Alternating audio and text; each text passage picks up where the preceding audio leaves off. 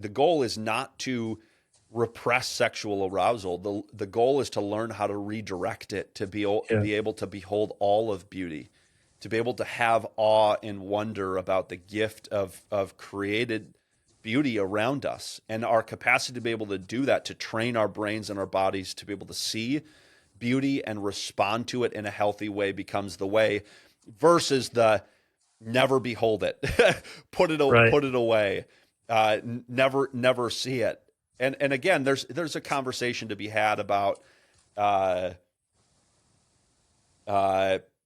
clothing and the way that we dress, and immodesty and modesty, sure, in this category. But again, I think a lot of that gets into this realm of hide it, put it away, never let anyone see it. And it's like, in some ways, God putting thick clouds over every mountain. And this is too much for you. You can't take this in. That it's meant to be able to behold another is meant to elicit something that calls out the adventure, the beauty, the longing, the desire in all of us. And there is certainly danger in it, but there's also invitation.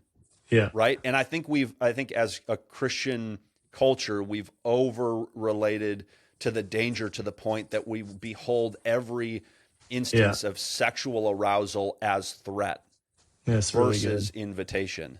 Yeah. Right. And so what I'm trying to acknowledge is it's a both and conversation, not an either or.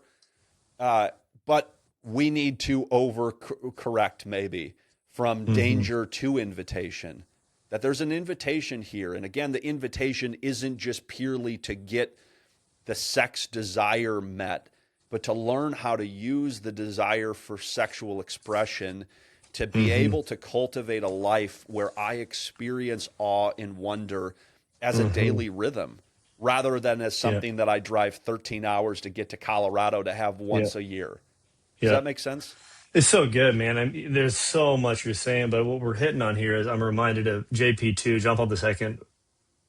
He said that the problem with pornography isn't that it shows too much, is that it doesn't show enough. It shows too little. And that can be a cliche, but we're hitting on all of it here. Like the whole depth of the invitation to experience fully life as a sexual being, as a lover, is a body, heart, mind connection, spirit connection, soul level connection. And I just to read an excerpt from the book about the hookup culture, where you're saying don't feel it is like the core principle, and that's why alcohol is required, so we completely dissociate our hearts from our bodies, our heads from our bodies. He says, saying that we can have sex without emotion, and this is on page 25, saying that we can have sex without emotions is like saying we can have sex without bodies.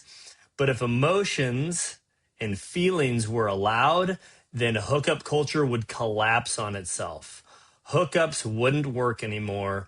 They would be too moving and invoke too much care and mutual connection.